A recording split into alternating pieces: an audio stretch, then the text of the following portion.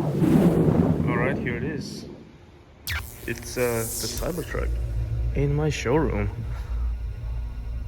Wow. So I was talking to the sales rep and they said this came in, or they started displaying the truck yesterday. So this is day 2. You may be able to see the truck in your own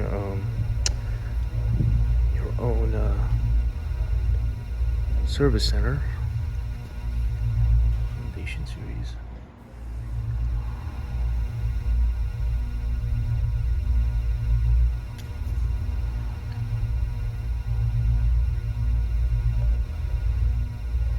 Interesting. Comparably, this is a Y. Is that a Y? Yeah, it's a Y. There's a truck.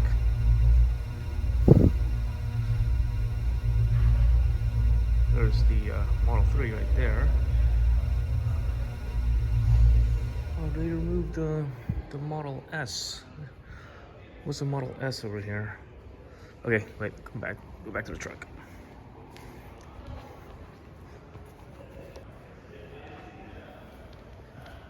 Alright. Quick impression. The little Cybertruck badge. 2 photos. It reminds me of the first generation Model S with the yacht flooring. Duplicated that design here. I think that's a wise choice, giving us a lot more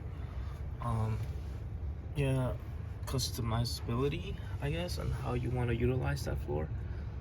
On my Model S, I've used it in different ways. What I'm saying is that if you put the regular compartments here, like most big SUVs, it's very cumbersome. The structure of the middle console itself is just too bulky. An open floor design, you could pick your own storage solution for more ample space. This is so great. Oh, okay, cool. Appreciate it. All right, yeah, so the sales rep just letting me know the part that we ordered is here. It's quite easy. So here we go. This one particularly has 129 miles. The UI is different. It's more, the fonts, I guess, is different. The same layout though. You got the car on the left, which you can scroll. Huh. Steering wheel. What is this? Oh, the rear entertainment center. So you can see how it looks. There you go. Look at the door card. There's a lot of space right there.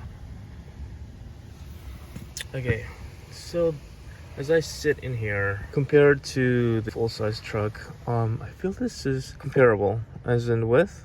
Maybe I don't know, a tad bit smaller, I guess. Maybe 10-15%. Like my shoulder, the head portion. Definitely a lot more less spacious on the rear or on the front because of how this is sloping down, but a whole lot of room in front. I mean, this is crazy. The amount of visibility from sitting up here is pretty good. I want this pillar right here. It's very distracting.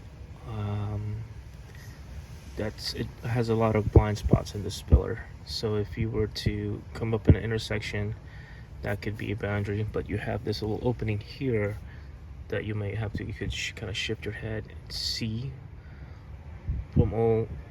firstly between the blind spots, but it's very open nonetheless, I think. Wow. The seats, I say average, right? I mean, it looks rugged, not too much bolstering, which is good. Pretty narrow bolstering, actually. If you're a fairly wide individual, you'll probably feel that on your sides.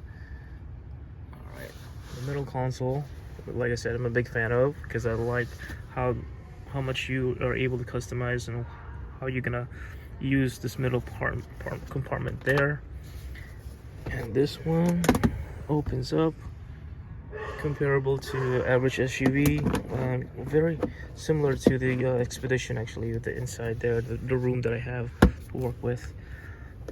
Cell phone chargers, pretty cool. Cup holders, and also so you have a bigger cup. It adjusts in that manner. I don't know how long these rubbers will be able to last long term, or the suede will last long term, because of the way it's positioned right in the middle. Probably gonna have a lot of wear and tear. Thinking about wear and tear, the same material that I experienced with 2019 Model 3 is in the steering wheel, so I'm pretty sure that's a longer term solution. This is how you turn on the headlight flashers. A lot more ear control is going to be in these front face of the steering wheel, which they've removed the stalks, the left and right stalks there. It's been removed. It's fairly small. The whole design of this squarish wheel is very odd. Something that you know, like, you're gonna have to get used to. Let's look at the left side. The logo of the truck is there. It's pretty cool. This, I guess, how you press it down. Yep, press it down. And you got the LED stripe right there. I'm sure you can customize that. So your hazard lights is right there in the front. Oh, very cool looking hazard. Similar to, what did I have? The hazard lights above. Oh, most Teslas, the current gen, I guess. Let's see. The S hazard light was right here. I think the Model 3 was up above, and the Model Y when I had it. So I figured out that you press that button made out of glass. Pretty cool looking. Never seen that before. Same as the front, a very spacious door card for storage. Let's have a seat. Sitting back here, I'd say compared to the first generation Model S is the closest I could get in having that room. First gen Model S, second generation, with the new seating and bolstering that they have now, it is much narrower because of how they have the bolstering. But this is a flat seating arrangement, just similar to the first gen of Model S, which I'm a big fan of. And because of the width of the car, of the truck itself, it's very close to the shoulder spaciousness of what I get on a full-size sedan, which is a big plus for families who would be using this to have two or more car seats. It'd be a good solution, good car to pick. I would say this is a pretty good pick instead of a Y.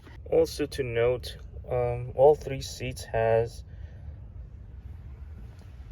the hooks for your child. So, anyways, the door hooks right there for your car seat, which is good to see. They're very accessible. Well, like I said earlier when I mentioned, it is very capable or very appropriate to have three of your children's sitting across and three wide in the rear seat. Very spacious.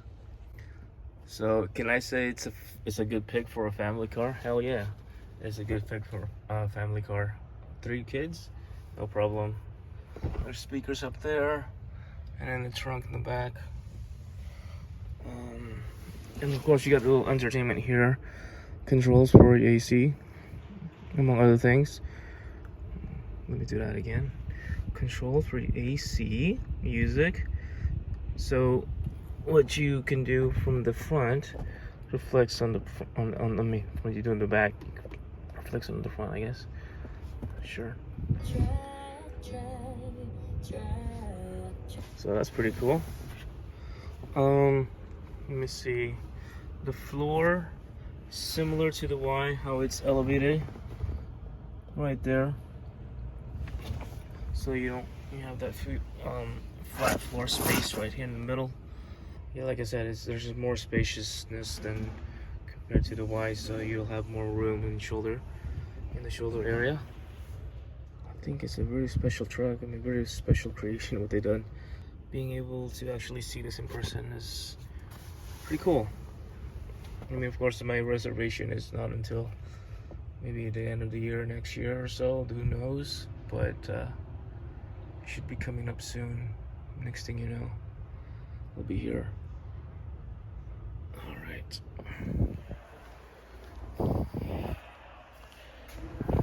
Let's see, look at this.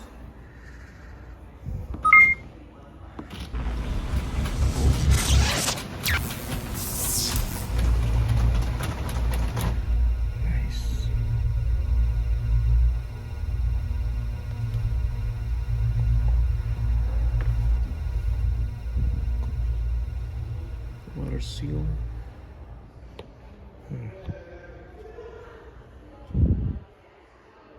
Let's press this button. Close.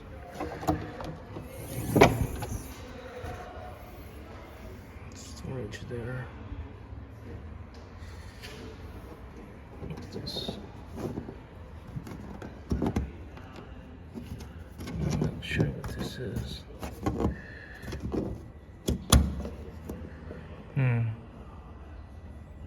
Some hooks.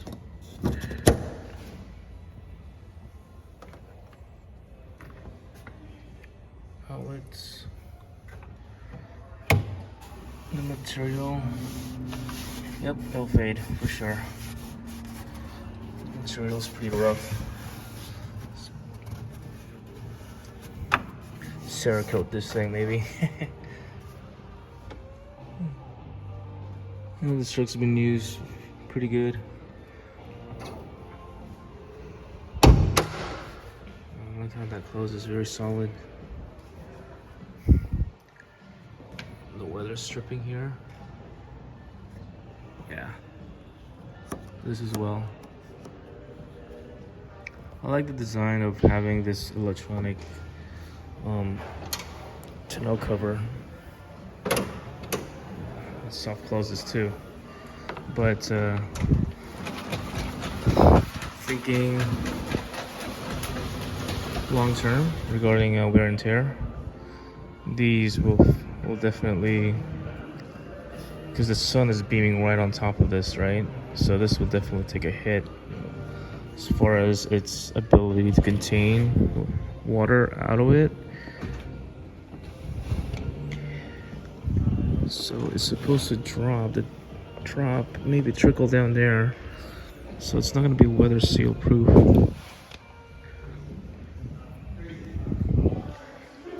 So that's, I mean, best that they can come up with for now.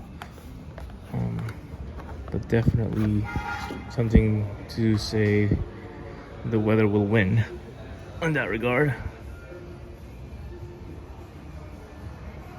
Pretty bad tires. Let's look at the underneath.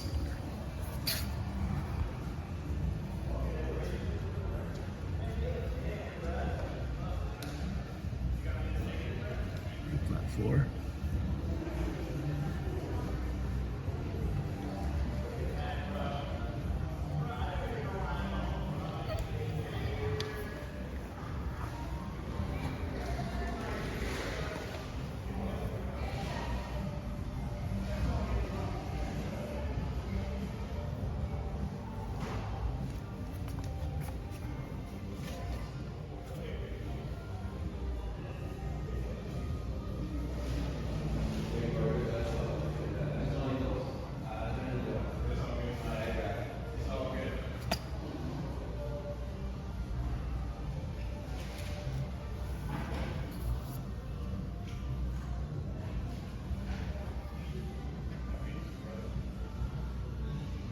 It's funny, like they wanted the rugged look, right? Used up truck look. They didn't bother to clean it up.